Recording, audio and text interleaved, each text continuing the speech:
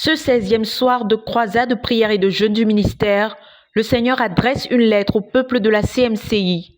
Dans ce message reçu au 15e jour de croisade, le Seigneur nous rassure de son amour et nous encourage à presser de l'avant dans le jeûne, sachant qu'il nous a précédés. Il nous assure qu'il a libéré des exaucements aux prières que nous lui avons élevées et nous recommande de recevoir ses bénédictions pendant qu'on le loue. Je suis votre Seigneur et votre Dieu, et vous êtes mon peuple. Lorsqu'il prend la parole, le frère Théodore fait remarquer que nous commençons un autre mois et il invite les frères à venir prier que le Seigneur les rende capables d'accomplir ce qu'ils ont planifié de faire.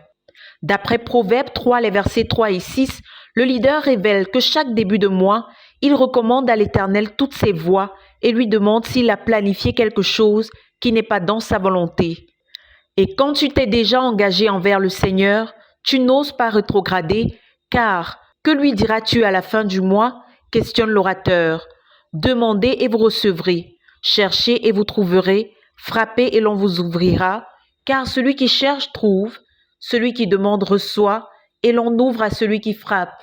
Car quiconque vient à Dieu doit croire que Dieu existe et qu'il est le rémunérateur de ceux qui le cherchent, poursuit-il. Comment peux-tu avoir l'opportunité de demander et ne pas le faire?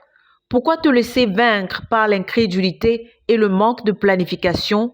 Mon calendrier 2023 est plein, dévoile le leader.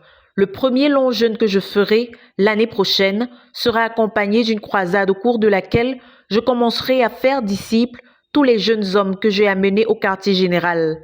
Et le premier endroit pour faire des disciples, c'est le lieu de prière. À partir du 13 février, nous allons prier et jeûner et rendre ministère pendant la journée. La prière est la seule matière dans la formation des disciples qu'on devrait enseigner, précise l'orateur. Ce faisant, aucun de mes programmes habituels ne sera suspendu.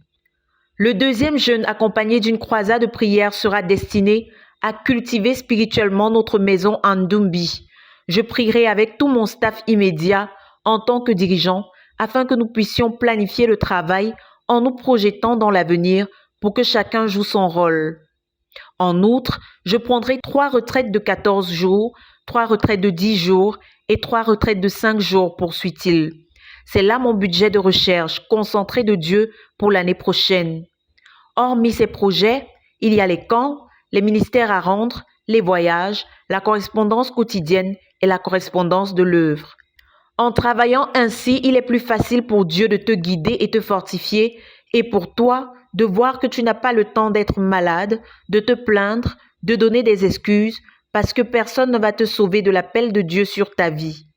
Tous ceux qui veulent servir le Seigneur supplient pour le servir, poursuit-il. Dieu donne la possibilité à tous ceux qui regrettent de s'en aller. Il y a des opportunités qui n'en sont pas en réalité, mais plutôt des portes de sortie du service de Dieu.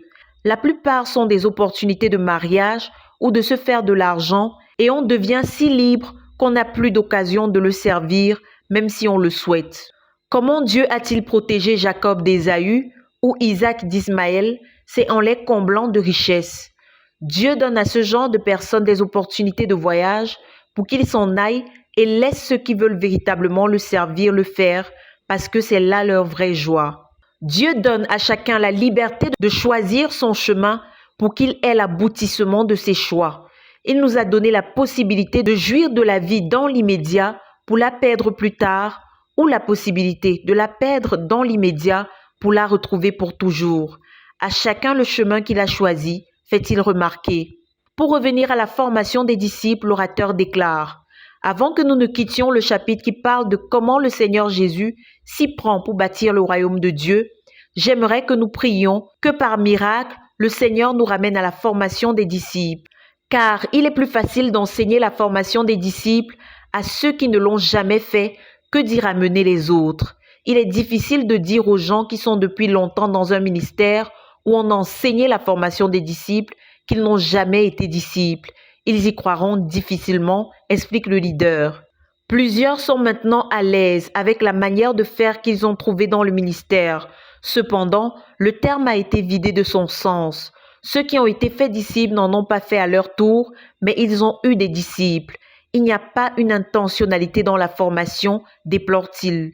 Je n'ai recruté personne sans lui dire a priori en vue de quoi je le formerai. De plus, il faut adopter une manière particulière de bâtir chacun. C'est ce qui fait la particularité de ta relation avec chacun d'eux et qui élimine les jalousies inutiles. Ce n'est pas pour nous-mêmes que nous formons les disciples, mais en vue de quelque chose. Si tu n'as pas cette vision des choses, tu bâtis les gens au premier sens du terme, en vue de la maturation et de la multiplication dans le cadre de l'église locale. Mais tu ne peux pas les appeler tes disciples. Tu dois leur dire ce que tu veux faire de leur vie. La formation des disciples, c'est la relation humaine qui nous met sur la piste spirituelle pour nous donner une bonne éducation comme celle que nos parents nous auraient donnée.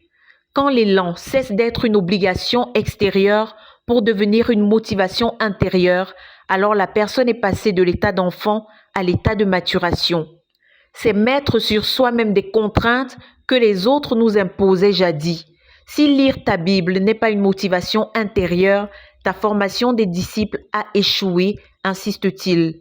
Je ne demandais pas aux autres de faire ce que je n'ai pas fait. Je bâtissais des Silas pour être des compagnons d'œuvre du frère Zach en tant qu'apôtres. Ces gens que tu bâtis pour ton culte de personnalité, au lieu de les bâtir en vue de la vision, ne seront jamais utiles à Dieu. Pour résumer, l'orateur rappelle, l'on doit d'abord bâtir ce qu'on a amené au Seigneur en vue de la maturation et de la multiplication. Et c'est un devoir qui nous concerne tous, souligne-t-il. Parmi ceux-là, on choisit ceux qui ont du potentiel et à qui nous suivre à tout coûter. Ce sont eux qu'on commence à bâtir de manière intentionnelle. Pour achever son propos, le frère Théodore invite les saints à prier que ceux d'entre nous qui sont engagés à la conquête du monde reviennent à la formation des disciples comme le Maître l'a fait, sachant qu'on ne peut pas donner aux autres ce qu'on n'a pas. De Koumé pour la RTVC, Cynthia Siaka.